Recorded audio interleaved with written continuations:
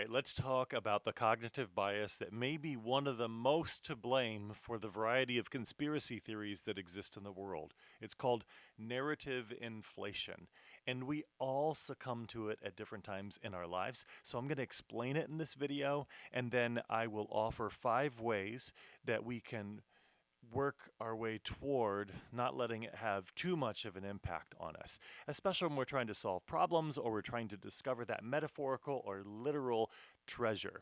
Now, when it comes to this narrative inflation, the part that's hard about it is it's so much fun. So, conspiracy theories are a part of modern life, and one thing that makes it even harder is that conspiracy theories are based upon actual information. So there are usually some elements of truth to a conspiracy theory, but then there are these layers of things that kind of stretch it beyond what's likely to be true. And the other thing that makes it hard is we have lived in a time where some things that were claimed to be conspiracy theories at one point have been proven to be true later on. And so that causes us to kind of wonder where we are. Well, there are ways to work our way through this. We can't prevent it entirely, but we can help.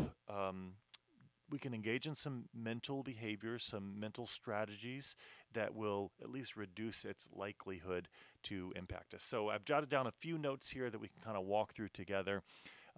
What is narrative inflation? So specifically, it's when you stretch weak connections into a really grand narrative that makes it sound unbreakable or like it's almost certainly true. So you might start with some solid connections, but then you begin to add on top of that these other connections that seem to make it more compelling, turn it into this story that's very memorable. And then because it's memorable, you think about it more. And because you think about it more, it convinces you to think that it might actually be true or real. And it develops this kind of sense, almost like a destiny feeling, like, oh, this is meant to be true because you've crafted this story that's so compelling to you, interesting to you, beautiful to you, or whatever else it might be.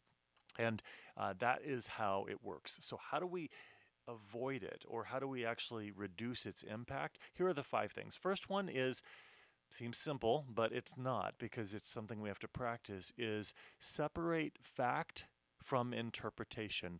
I find that this is incredibly hard for some people. It takes a lot of time to separate fact and interpretation. So, for example, let's imagine that there is well, behind me, there are curtains, right? And the facts are that they are black and that they span the length of the screen from the top to the bottom. They expand from the top of the ceiling to the floor. Those are factual.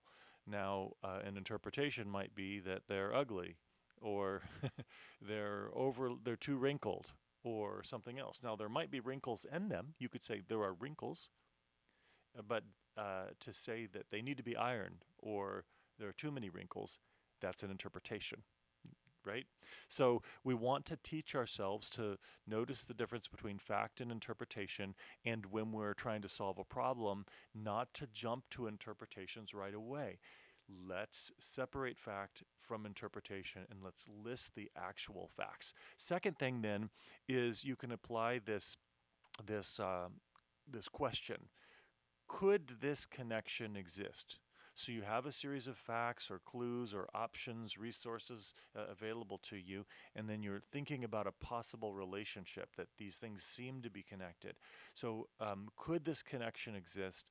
And then the second question you have to ask, though, that it's kind of sort of the could versus should question, is should I believe that this connection exists based upon the strength? Or is it just because I like the story that it tells, or it kind of goes the direction that I want it to do? So asking that, could this connection exist, and should I believe that the connection exists based upon the evidence? The third one is look for disconfirming evidence, and this is a strategy that's used in a lot of cognitive biases, but you want to try to kind of play the devil's advocate here, and you want to challenge the connection. So try to prove that the connection doesn't exist. And if sounds incredibly absurd, then, well, maybe there is a connection. So you want to play that other role, that other side. Try to to engage in that disconfirming evidence piece. Look for evidence to prove the connection wrong when you're looking for these relationships. Fourth one is um, limit your story layering. So when you're trying to come up with an explanation for something that you haven't figured out, or solution to a puzzle, or a clue, or an entire treasure hunt, you begin to layer clues on top of one another.